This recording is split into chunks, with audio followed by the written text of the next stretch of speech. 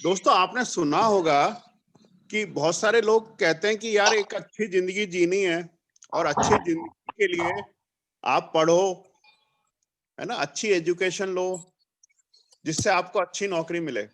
और उस अच्छी नौकरी से हमारा तात्पर्य ये होता है कि गुड लाइफ, यानी अच्छी जिंदगी।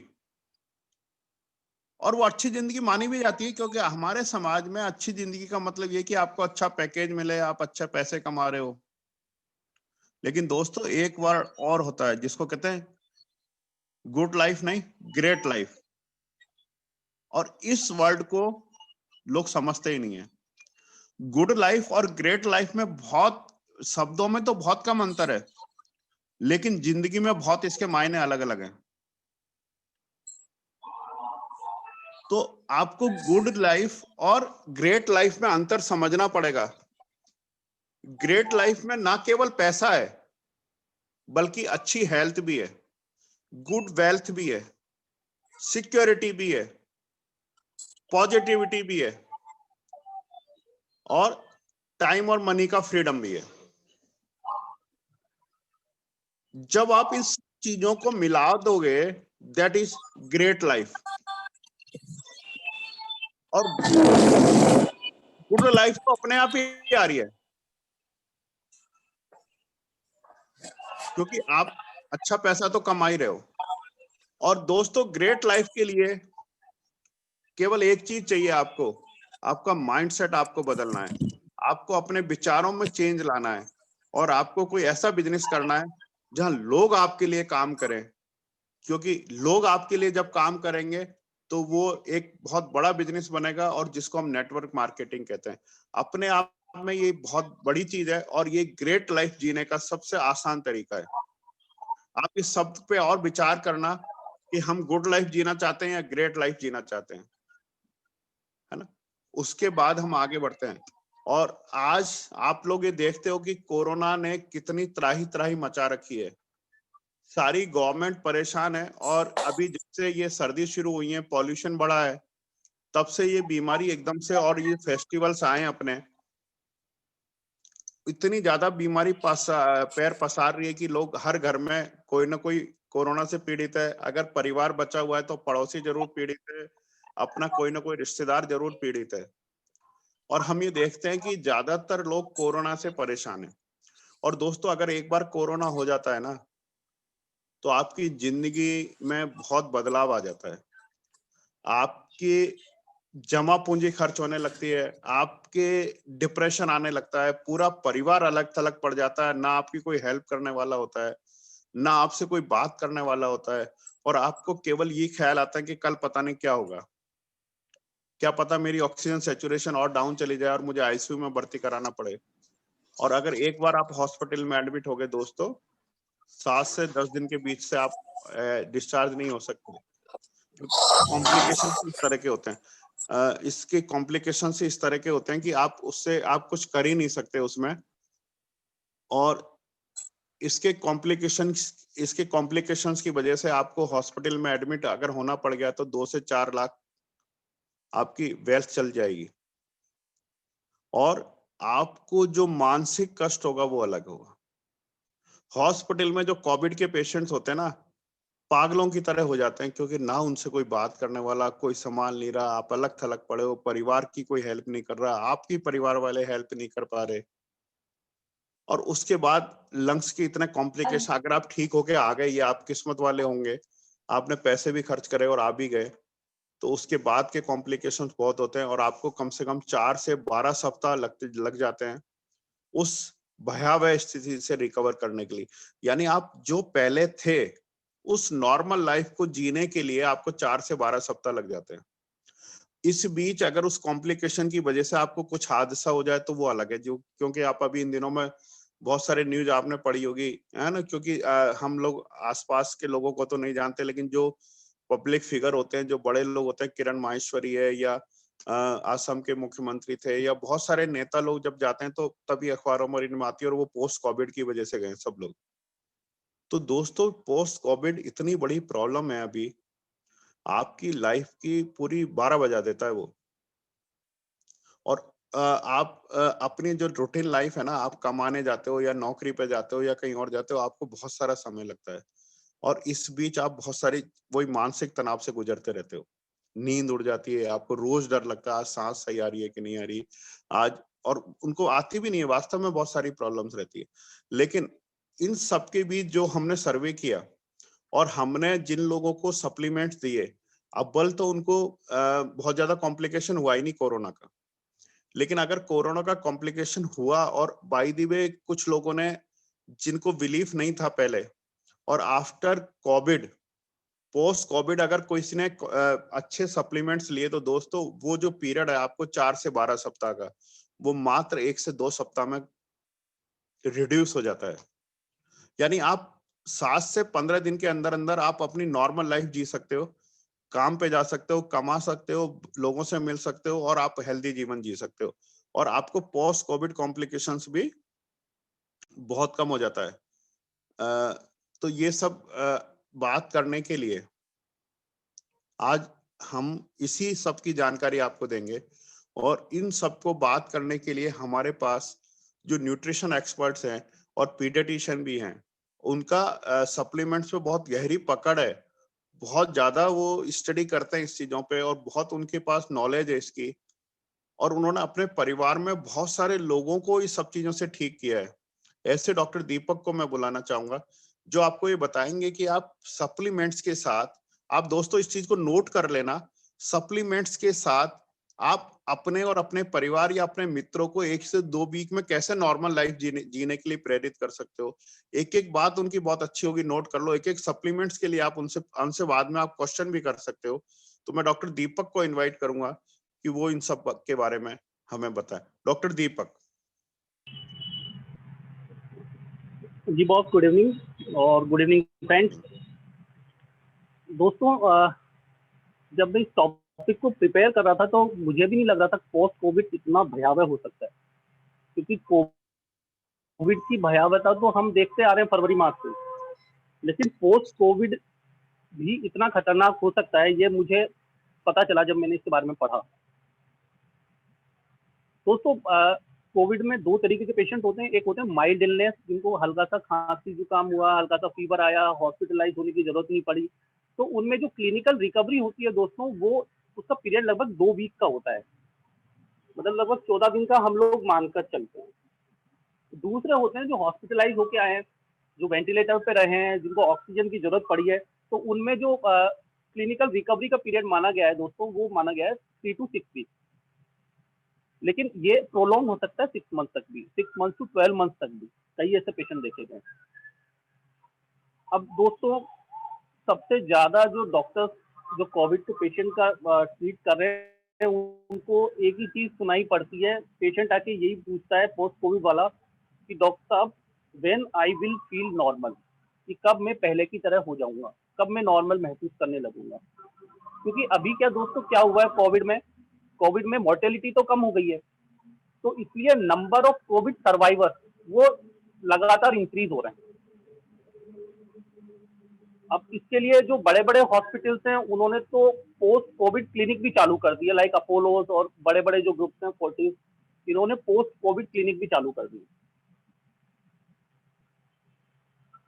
अब दोस्तों, एक इटली में अभी रिसेंट में एक स्टडी हुई है, उसमें उन्होंने कोविड पेशेंट जिनको हॉस्पिटलाइज होने के बाद में उन्होंने फॉलोअप में लिया, और उन्होंने ये पाया कि हॉस्पिटलाइज होने के 2 मंथ बाद में भी सिर्फ और सिर्फ 12.5% लोग ऐसे थे जिनमें कोई भी सिम्टम नहीं था। सोच सकते हो आप पोस्ट कोविड कितना बड़ा है। सिर्फ 12.5% लोग थे जिनमें कोई भी सिम्टम नहीं था, अदरवाइज बाकी रिमेनिंग 87.5% पेशेंट सिम्टोमेटिक थे। आइदर उन्हें बॉडी एक था, या फटीग थी, या उन्हें सांस लेने में तकलीफ थी, या कोई जॉइंट पेन था, मतलब कोई ना कोई उन्हें पोस्ट कोविड सिम्टम था दोस्तों। अब दोस्तों, हम थोड़ा सा वायरस के बारे में जानेंगे। वायरस होता है ये SARS-CoV-2, single standard RNA virus है। एक्यूट इफेक्ट, जो मतलब तुरंत इसके इफेक्ट आते हैं, वो दोस्तों हम देख चुके हैं। इसके पेशेंट रेस्पिरेटरी फेलियर में चले जाते हैं, न्यूमोनिया बन जाता है, हार्ट फेलियर में चले जाते हैं। तो ये तो इसके एक्यूट इफेक्ट हैं। और क्रॉनिक इफेक्ट दोस्तों, क्रॉनिक इफेक्ट बहुत ज्यादा है, उनको हम धीरे धीरे देखेंगे, जिनको हम पोस्ट कोविड के रूप में जानते हैं।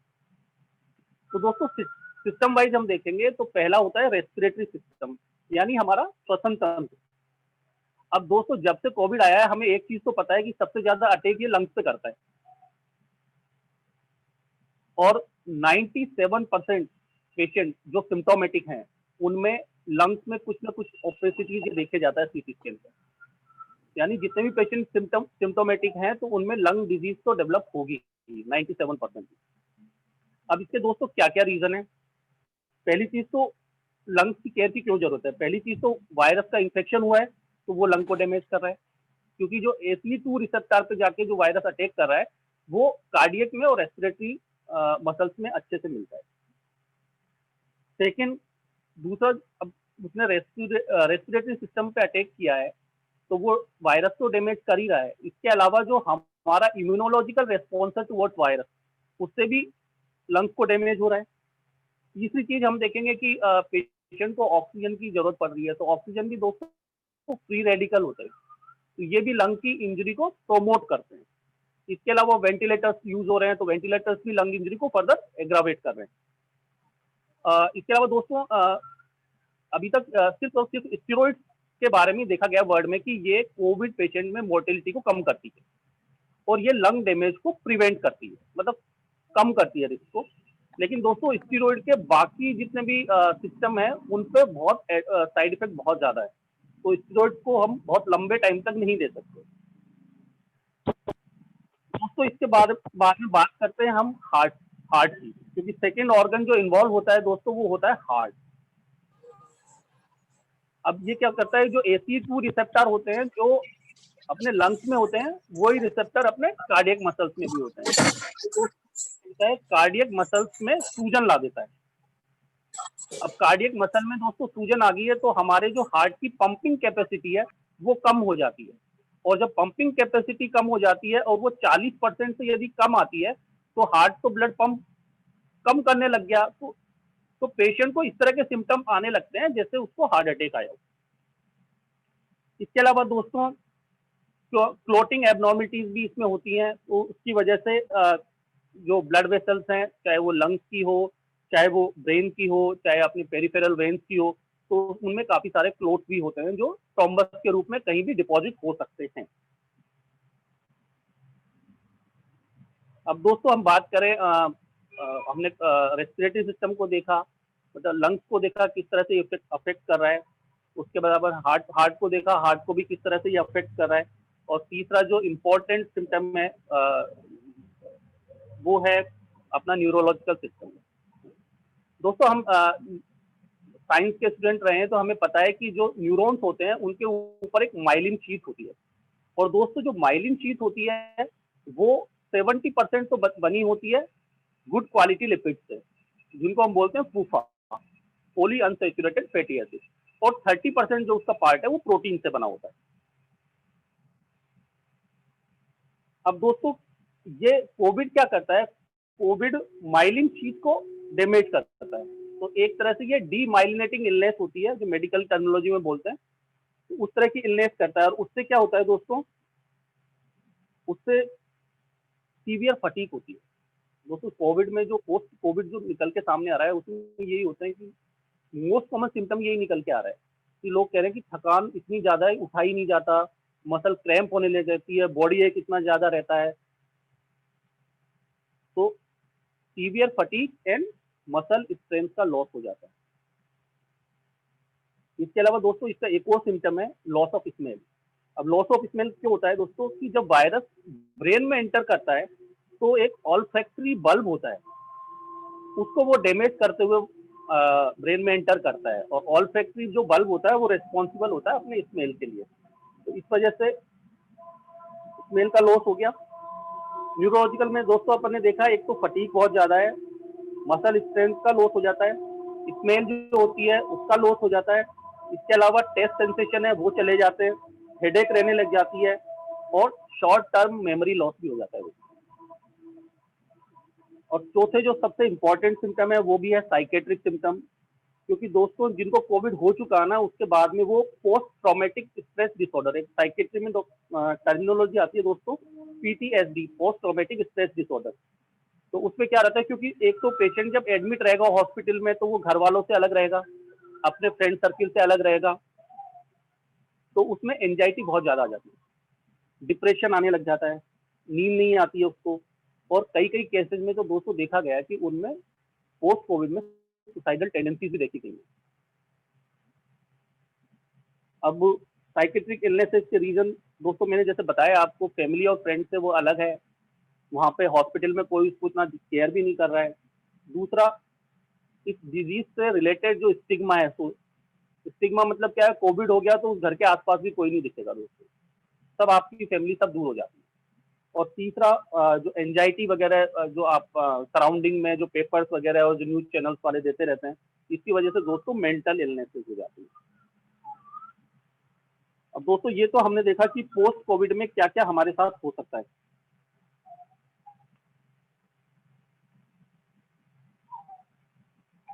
इसके अलावा दोस्तों पल्मोनरी फाइब्रोसिस, ये बहुत कॉमन है दोस्तों इसमें, क्योंकि 97% केसेस में चाहे वो हल्का फुल्का पल्मोनरी फाइब्रोसिस हो या फिर अच्छा खासा हो, लेकिन पल्मोनरी फाइब्रोसिस तो ये करके जाएगा। और पल्मोनरी फाइब्रोसिस दोस्तों इसको सही होने में 6 महीने से 12 महीने तक लग जाते हैं। इसके अलावा दोस्तों अभी पोस्ट कोविड में देखा गया है कि जो अपनी क्रॉनिक इलनेसेस है, लाइक डायबिटीज और हाइपरटेंशन, ये पोस्ट कोविड में एग्जाग्रेट कर गई है।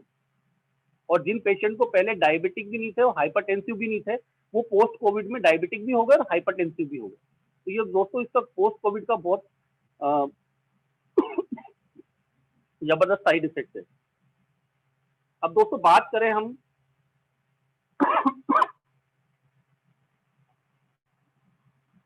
कि हमें किस तरह की केयर की जरूरत पड़े, किस तरह से हम पोस्ट कोविड केयर लोगों को बताएं कि उनका जो रिकवरी का टाइम है वो कम हो जाए और वो इस तरह की किसी भी कॉम्प्लिकेशन से ना गुजरे। तो दोस्तों पहला आता है इसमें proper diet. Proper diet full of nutrition. लेकिन दोस्तों जैसा देखा जा रहा है अपने, जिस तरह से यूरिया का प्रयोग हो रहा है और जिस तरह से पॉल्यूशन बढ़ रहा है, तो दोस्तों थाली में कुछ बचा ही नहीं। तो न्यूट्रिशन का क्या करना है? तो पहला जो पेज आता है दोस्तों वो आता है प्रोटीन रिच डाइट लेनी चाहिए। अब प्रोटीन, जो दोस्तों शाकाहारी लोग हैं वो प्रोटीन कहाँ से लेते हैं? वो दाल से लेते हैं। इसके अलावा नट्स ले सकते हैं, पनीर ले सकते हैं, पीनट्स ले सकते हैं, चीज ले सकते हैं।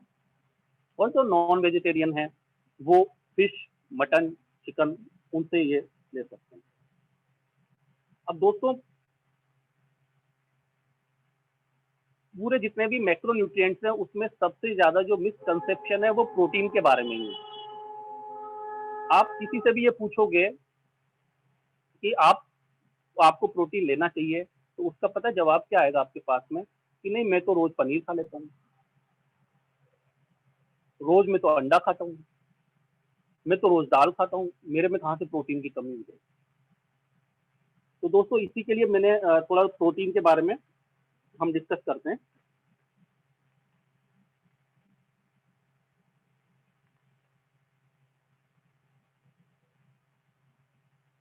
अब दोस्तों पनीर का ही एग्जांपल लेते हैं। जैसे हमने किसी को बोला कि आपको प्रोटीन अच्छी मात्रा में लेना चाहिए, और प्रोटीन अच्छी मात्रा का मतलब क्या है कि 1 ग्राम पर केजी पर डे के हिसाब से चाहिए। यदि हम लोग एक सीडेंट्री लाइफ स्टाइल जी रहे हैं जैसे हम, तो हमें 1 ग्राम पर केजी पर डे, यानी मैं यदि 70 किलो का हूँ तो मुझे पर डे अपनी डाइट से 70 ग्राम प्रोटीन लेना है। यदि बच्चे हैं तो उन्हें 1.5 ग्राम प्रोटीन पर बॉडी वेट के हिसाब से चाहिए, और प्रेगनेंसी और लैक्टेशन भी उन्होंने 1.5 ग्राम पर केजी बॉडी वेट के हिसाब से चाहिए प्रेग्नेंट एंड लैक्टेटिंग मदर्स को। अब दोस्तों जैसे बात करें, किसी से पूछा कि भैया आपको प्रोटीन अच्छी मात्रा में लेना चाहिए, तो उनका जवाब आता है कि मैं तो क्या पनीर रोज लेता हूँ, तो मुझे प्रोटीन रिक्वायरमेंट में पनीर से पूरी करता हूँ। अब दोस्तों उनसे पूछते हैं कि पनीर कैसे लेते हो, यहाँ ले लेते हैं डॉक्टर साहब, 50 ग्राम ले लेते हैं, 60 ग्राम ले लेते हैं, 3-4 वो ले लेते हैं, हो जाता है। अब दोस्तों पनीर की यदि देखा जाए पनीर में कितना प्रोटीन होता है, तो पनीर में 100 ग्राम यदि आप पनीर ले रहे हो तो उसमें 14 ग्राम प्रोटीन है। यानी मुझे यदि 70 ग्राम मेरी रिक्वायरमेंट है तो मुझे आधा किलो पनीर खाना पड़ेगा। और आधा किलो पनीर की कॉस्ट कितनी हो जाएगी दोस्तों? दूसरा बात करें, कई लोग होते हैं जो वेजिटेरियन होते हैं, वो बोलते हैं हम तो एक खा लेते हैं, 2 देसी अंडे खाते हैं तो उससे काय के प्रोटीन की कमी होगी। दोस्तों उन लोगों के लिए मैं बताना चाहूंगा कि एक जो एवरेज साइज का अंडा होता है उसमें लगभग 7 ग्राम प्रोटीन होता है। तो मुझे इस तरीके से रोज 10 अंडे खाने पड़ेंगे। अब 10 अंडे की कॉस्ट दोस्तों आप लगा लो, और यदि 10 अंडे खा लिए तो बाकी कुछ खा नहीं पाएंगे डाइट में, और पचा नहीं पाएंगे, अगले दिन हो सकता है डायरिया हो जाए। कुछ लोगों का होता है कि डाइट में हम तो दाल साहब घर में रोज बनती है, तो दाल रोज लेते हैं, तो प्रोटीन की कमी हमारी फैमिली में तो होनी नहीं चाहिए। अब उन्हीं लोगों के लिए मैं बताना चाहता हूँ, कोई यदि यहाँ पे फीमेल हो तो वो ये बताए कि जैसे घर में कितने मेंबर हैं और कितनी दाल हम लोग गलाते हैं बनाने के लिए।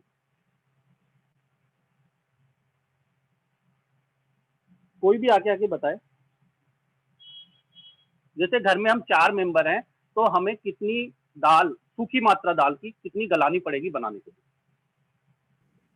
सर 100 ग्राम। बिल्कुल सही अफसाना जी। 100 ग्राम दाल हमने गला दी, और 100 ग्राम दाल जो बनती है ना वो आधा प्रेशर कुकर भर जाता है। 2-2 कटोरी भर के हमने सबने खा भी ली और हम खुश भी हो लिए कि हमें तो प्रोटीन अब मिल गया। लेकिन दोस्तों देखा जाए तो 100 ग्राम दाल में मैं सारी दालों के कंपेरिजन करके बता रहा हूँ दोस्तों, और यदि नोट कर सको तो नोट भी कर लेना। जो मसूर की दाल होती है उसमें 100 ग्राम में 25 ग्राम प्रोटीन होता है दोस्तों।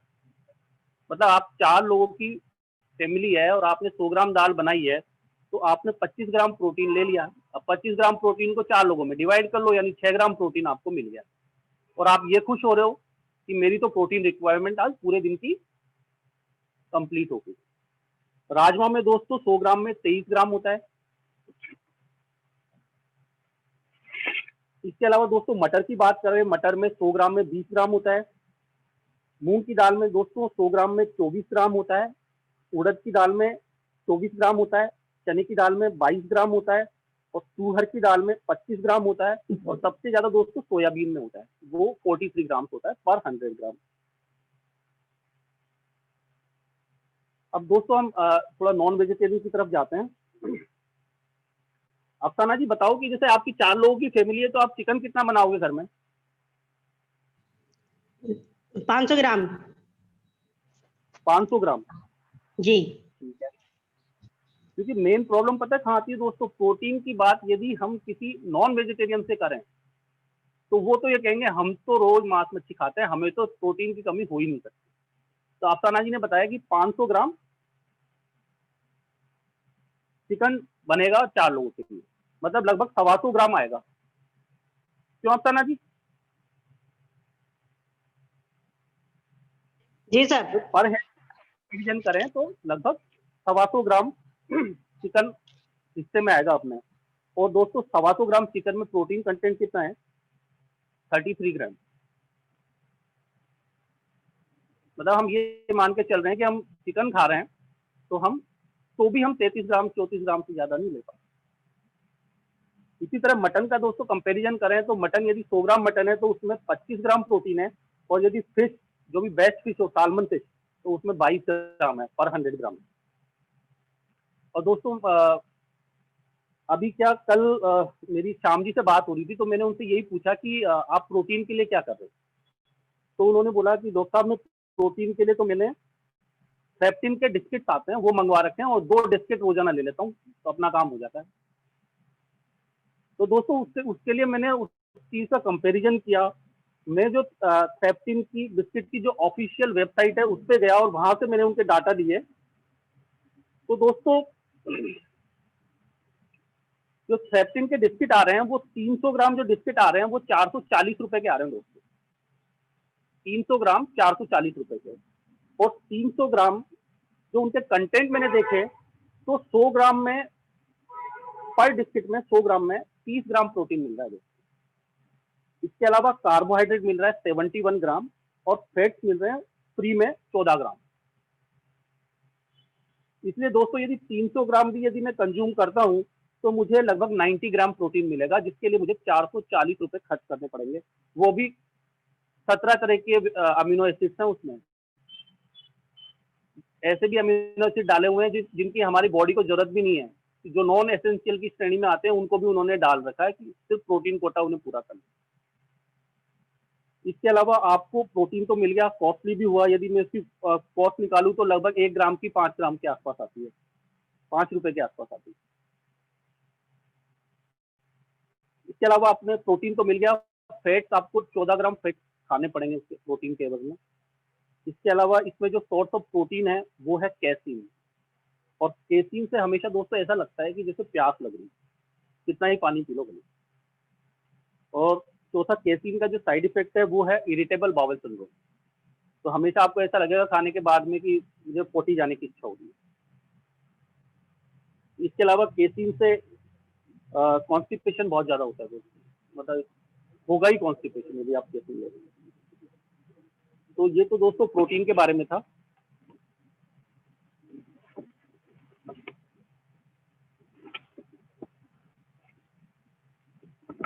इसके अलावा सेकंड चीज जो डाइट में जरूरी है वो है अच्छे फैट। अच्छे फैट का मतलब है omega 3 poly unsaturated fatty acid. दोस्तों ओमेगा 3 एंड ओमेगा 6 दोनों का रेशियो जो डाइट में होना चाहिए वो 1:3 का होना चाहिए। अब दोस्तों फैट हमको किस किस से मिल सकता है? घी से मिल सकता है, क्रीम से मिल सकता है, चीज से मिल सकता है, ऑलिव ऑयल से मिल सकता है, और नट्स होते हैं और सीड्स होते हैं उनसे भी मिल सकता है। और दोस्तों सबसे अच्छा है अपना साल्मन ओमेगा। साल्मन ओमेगा से भी अपन ले सकते हैं। सबसे बेस्ट है आपको एक एक कैप्सूल दिन में 3 बार लेना है और आपकी लगभग नीड आपकी पूरी हो जाएगी।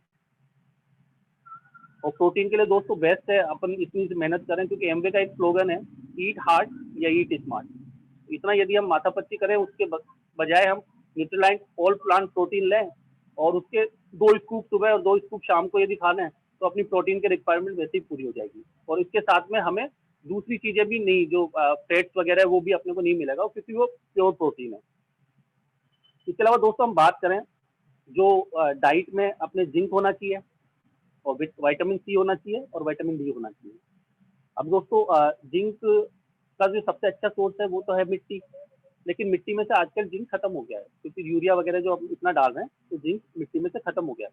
तो जिंक हमें एडेड करना पड़ेगा, या तो हम अपना जो इलेक्ट्रोलाइट की डेली टेबलेट आती है उसमें दोस्तों अपने को तीनों चीजें मिल जाती हैं, और इसके अलावा और भी 13 तरह के विटामिन और 11 मिनरल्स और 6 तरह के फाइटोन्यूट्रिएंट्स मिलते हैं, और कॉस्ट मात्र 18 रुपए है।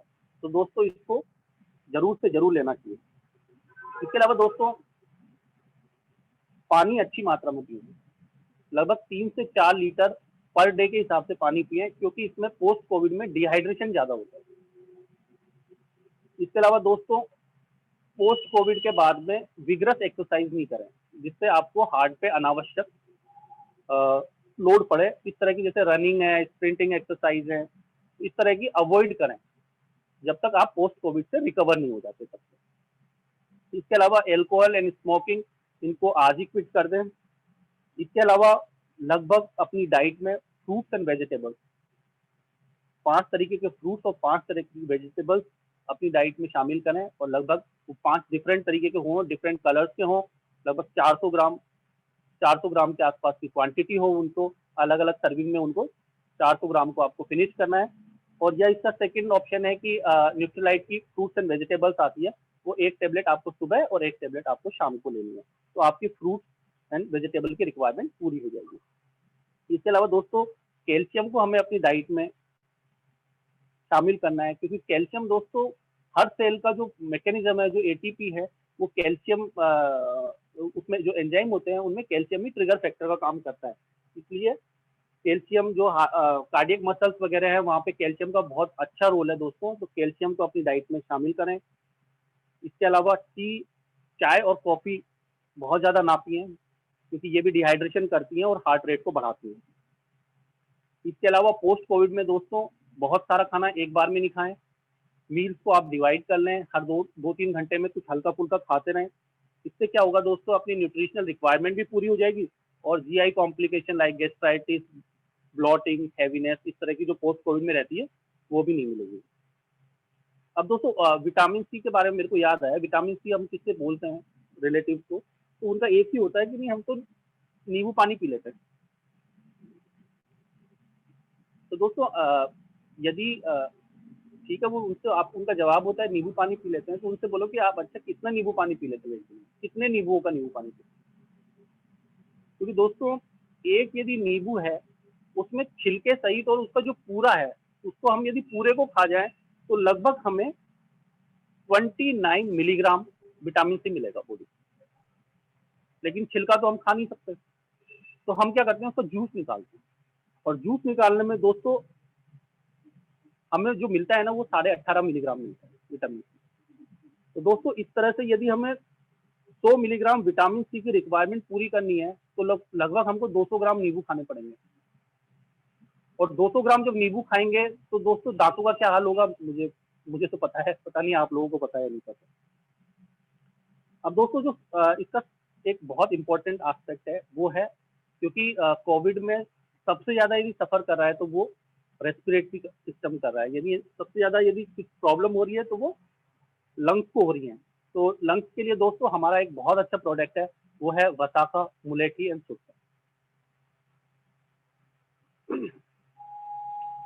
दोस्तों 2019 में एक सर्वे हुआ था इंडियन गवर्नमेंट की तरफ से, और उसमें उन्होंने बोला था कि पॉल्यूशन वगैरह और इस तरह के इनहेलेंट्स वगैरह इतने ज़्यादा हो गए, तो आजकल जो क्रोनिक ब्रोंकाइटिस है, सीओपीडी है, ब्रोंकियल अस्थमा है, न्यूमोनिया है, इस तरह की चीज़ें बहुत ज़्यादा बढ़ रही हैं, क्योंकि एयर पॉल्यूशन बहुत ज़्यादा हो गया। तो इंडियन गवर्नमेंट ने एक सर्वे कराया दोस्तों, और यकीन नहीं मानोगे, इंडियन इकोनॉमी का जो ये रेस्पिरेटरी सिस्टम की बीमारियां हैं, इनमें लगभग एक साल में 32,000 करोड़ रुपए खर्च हो जाते हैं। जो हमारे रेस्पिरेटरी सिस्टम है दोस्तों, जो जो बीमारियां मैंने बताई आपको, हाँ आपने जो न्यूमोनिया है, अस्थमा है, और लंबे टाइम से खांसी, क्रोनिक ब्रोंकाइटिस जिसको बोलते हैं, इस तरह की बीमारियों में इंडियन इकोनॉमी का एक साल में 32,000 करोड़ रुपए चला जाता है। और दोस्तों आपको ये नहीं पता कि जो एमवे इंडिया है वो 2500 करोड़ रुपए की है। तो सोचो कितना बड़ा मार्केट है इसमें, और एमवे ने इसको कितने सही टाइम पे, पिछले साल ये लाए, कितने सही टाइम पे इन्होंने प्रमोट किया वसाका मुलेठी। अब दोस्तों वसाका मुलेठी सुरसा, इसमें 3 तरह के वो होते हैं, एक वसाका होती है, एक मुलेठी, एक एम सुरसा। जो वसाका होती है दोस्तों, ये म्यूकोलाइटिस का काम करती है। यानी म्यूकोलाइटिस का मतलब क्या होता है कि कहीं पे क्या होता है, अपने लंग्स में छोटी छोटी एल्विलाइज होती हैं, ब्रोंकियोल्स होते हैं, तो उनमें यदि कहीं म्यूकस प्लग अटक जाता है तो हमें सांस लेने में दिक्कत होने लगती है। तो ये क्या करती है वसाका, उसको म्यूकस प्लग को पिघला देती है, और ये एक्सपेक्टोरेंट का भी काम करती है। तो ये एक्सपेक्टोरेंट के रूप में वो बलगम को बाहर निकाल देती है। इसके अलावा दोस्तों इसकी एक और प्रॉपर्टी है, ये ब्रोंको डायलेटर भी है। इसके अलावा दोस्तों वसाका एंटी बैक्टीरियल का भी काम करती है, और इसके अलावा एंटी इन्फ्लेमेटरी भी है लंग्स में, क्योंकि अस्थमा वगैरह में लंग्स में सूजन आ जाती है, तो ये एंटी इन्फ्लेमेटरी भी इसका दोस्तों रोल है। तो ये अस्थमा के पेशेंट में भी बहुत ज़्यादा उपयोगी है। और इसके अलावा दोस्तों इसका एक और फायदा है, ये ब्लड प्यूरिफायर का भी काम करती है। अब दोस्तों यदि आज हम कोई एक्सपेक्टोरेंट मार्केट में लेने जाते हैं, और यदि हम उसके कंपोजिशन को देखें, तो उसमें सबसे कॉमन जो कंपोजिशन मिलेगा वो मिलेगा ब्रोमहेक्सिन। ब्रोमहेक्सिन बहुत कॉमन है, और ब्रोमहेक्सिन क्या है, वो वसाका का एक्टिव इंग्रेडिएंट होता है वेसिसिन।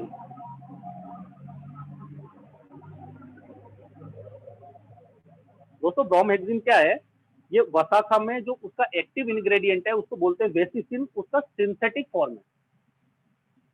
तो दोस्तों सिंथेटिक क्यों देना, हम तो उसको ओरिजिनल चीज ही दो ना, उसको वसाखा ही दो ना आपको, जो प्योर फॉर्म में है। दूसरा दोस्तों, इसका है मुलेठी, दूसरा जो पार्ट है, और ये इसको इंग्लिश में बोलते हैं दोस्तों लिकोराइस। और ये जो क्रॉनिक कफ के पेशेंट होते हैं उसमें मुलेठी हम लोग बचपन से ही देते आ रहे हैं दोस्तों। इसके अलावा दोस्तों ये डाइजेशन में भी बहुत हेल्प करती है, जिनको गैस वगैरह की प्रॉब्लम रहती है उसमें भी बहुत हेल्प करती है।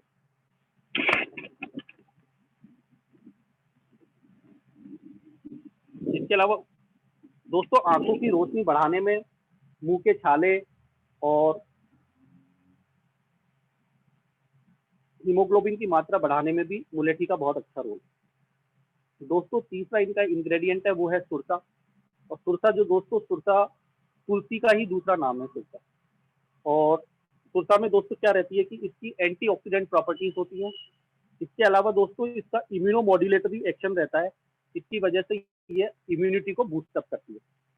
इसके अलावा सुरसा का दोस्तों जो कई सारे फायदे हैं, जैसे माइग्रेन में ये हेल्प करती है। इसके अलावा कैंसर, पथरी में, इसके अलावा कार्डियक जो इलनेस है, थकान जिनको है, इन्फेक्शन है, जिनको कोलेस्ट्रॉल बढ़ा हुआ है, उसमें भी ये काफ़ी हेल्प करती है। इसके अलावा जो स्किन चर्म संबंधी रोग है उसमें भी ये हेल्प करती है, और इसके अलावा इम्यूनिटी को बूस्ट करती है। तो दोस्तों मेरा यही है आपसे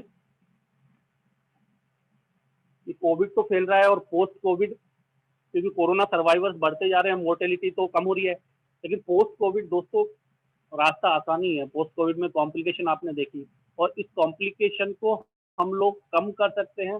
रिकवरी जो टाइम है उसको हम कम कर सकते हैं यदि हम न्यूट्रलाइट के जो सप्लीमेंट्स हमारे पास हैं उनको हम अच्छी मात्रा में लें, अपने दोस्तों को बताएं और अपनी फैमिली को बताएं। तो दोस्तों जिसमें है, इसमें पीडीओ है, मतलब आपको प्रोटीन जो है वो 2 चम्मच सुबह शाम लेना है। डेली जो एंटीऑक्सीडेंट है उसको आपको दिन में 1 बार लेना है। इसके अलावा ओमेगा दोस्तों दिन में 3 बार लेनी है। इसके अलावा जो फ्रूट कंसंट्रेट है दोस्तों वो आपको सुबह शाम लेना है। और एक वसाखा मुलेठी सुरसा वो रेस्पिरेशन के हिसाब से दोस्तों, क्योंकि अभी सर्दियां बढ़ने वाली है, तो आपको सुबह शाम अपनी डाइट में दोस्तों आज से शामिल करें, तो कम से कम हम चिंता मुक्त तो रहेंगे। थैंक यू दोस्तों।